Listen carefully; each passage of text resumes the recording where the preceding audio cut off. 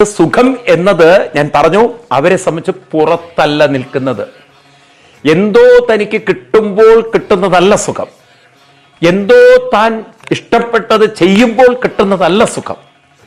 അവരെ സംബന്ധിച്ച് സുഖം എന്ന് പറയുന്നത് എപ്പോഴും ഉള്ളിലുള്ള അവസ്ഥയാണ്.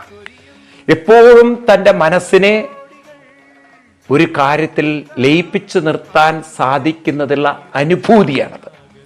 സുഖം തൻ്റെ കയ്യിലാണ് ഇരിക്കുന്നത്. സുഖവും സന്തോഷവും തൻ്റെ പരിശീലനത്തിലാണ്, നിരീക്ഷണത്തിലാണ്, തൻ്റെ സാധനയിലാണ് ഇരിക്കുന്നത്. അപ്പൊ തൻ്റെ തന്നെ മനസ്സിനെ തന്നിൽ കെട്ടടക്കി ശീലിച്ചവർക്ക് സുഖത്തിന് വേണ്ടിയിട്ട് ന കൃതേന ന അർത്ഥേന എന്തെങ്കിലും സുഖത്തിന് വേണ്ടി ചെയ്യേണ്ടതായിട്ടുമില്ല, എന്തെങ്കിലും അവർക്ക് കിട്ടേണ്ടതായിട്ടുള്ള. ഇത് വളരെ ഗംഭീരാണ്. കാരണം ഇന്ന് സമൂഹം മുഴുവനുണ്ടല്ലോ സുഖം കിട്ടാൻ വേണ്ടി ഓടുകയാണ്. അങ്ങനെയാണ് കള്ളിൻ്റെ പിന്നാലെയും പെണ്ണിൻ്റെ പിന്നാലെയും കഞ്ചാവിൻ്റെ പിന്നാലെയും അതിൻ്റെ പിന്നാലെ ഇതിൻ്റെ പിന്നാലെയൊക്കെ മനുഷ്യൻ ഓടുകയാണ് സുഖത്തിന് വേണ്ടി. നിങ്ങൾ കണ്ടില്ലേ, കള്ള് കിട്ടാതെ, കള്ള് കുടിച്ച് ശീലിച്ചവന് കള്ള് കിട്ടാതെ, ഈവൻ സാനിറ്റൈസർ പോലും കള്ളിന് വേണ്ടി കുടിക്കുന്ന ആളുകൾ ലഹരി ഉപയോഗിച്ച് അവൻ്റെ തലയ്ക്ക് മത്ത് കയറി എന്താ ചെയ്യേണ്ടതെന്നറിയില്ല.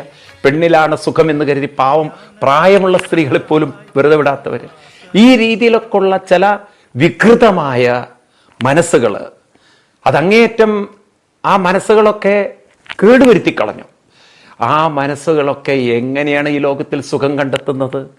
കാരണം അവരെ സംബന്ധിച്ച് അത്ര മനസ്സിനെ കേടുവരുത്തി. മനസ്സ് സ്വസ്ഥമെന്ന് പോവട്ടെ, അത് അവരെ അടക്കിയിരുത്തില്ല.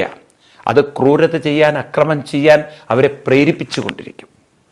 എന്നാൽ ഈ തരത്തിൽ പറഞ്ഞ നിരന്തര പരിശീലനമുള്ള ആളുകൾക്ക് അവരെ സംബന്ധിച്ച് സുഖത്തിന് വേണ്ടി ഒന്നും ചെയ്യേണ്ടതില്ല, സുഖത്തിന് വേണ്ടി എങ്ങോട്ട് ഓടേണ്ടതില്ല, സുഖത്തിന് വേണ്ടി ആരെ ആശ്രയിക്കേണ്ടതില്ല. കാരണം മനസ്സ് കെട്ടടക്കാൻ കഴിയുന്നവരാണ്, മനസ്സിനെ ശാന്തമാക്കാൻ സാധിക്കുന്നവരാണ്, അവർ സാധകന്മാരാണ്. ഇതാണ് ഭക്തി എന്ന് പറയുന്നത്. കേവലം അമ്പലത്തിൽ പോകുന്നതിൽ സുഖം കാണുന്നവരല്ല ഭക്തന്മാർ, ശരിക്കുള്ള ഭക്തന്മാർ, സാധക ഭക്തന്മാർ. രണ്ടു തരം ഭക്തന്മാരാണുള്ളത്. ഒന്ന് സാധക ഭക്തന്മാരുണ്ട്, രണ്ടാമത്തത് യാന്ത്രിക ഭക്തന്മാരുണ്ട്. യാന്ത്രികം എന്ന് പറഞ്ഞാൽ ഒരേ കാര്യം ഇങ്ങനെ ചെയ്യുമ്പോൾ അതിലൊരു സുഖം.